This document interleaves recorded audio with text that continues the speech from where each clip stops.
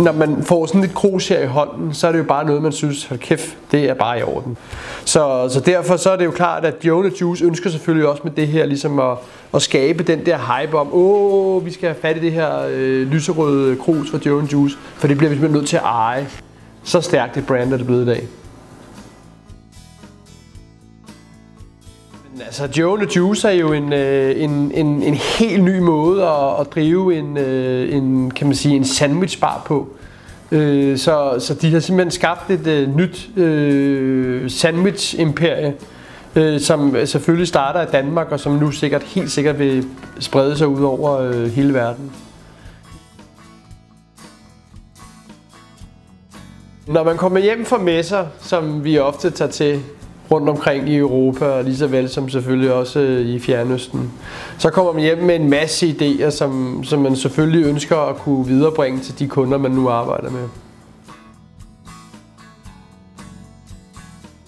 Efter vi fik skabt den her kontakt, så satte vi i gang med vores grafikere med at fik lavet et ret flot designoplæg.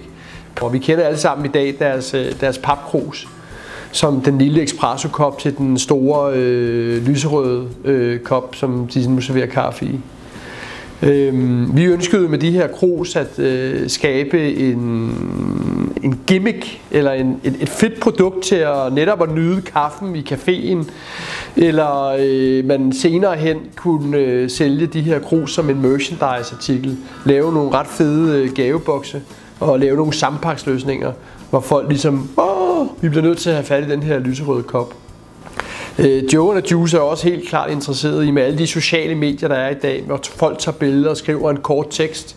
Så er det selvfølgelig også fedt, at man kan sidde på en Joe's Café og tage et billede af det lyserøde krus og sende det til sin Facebook og Instagram venner. Så det er sådan set historien med Joe & Juice.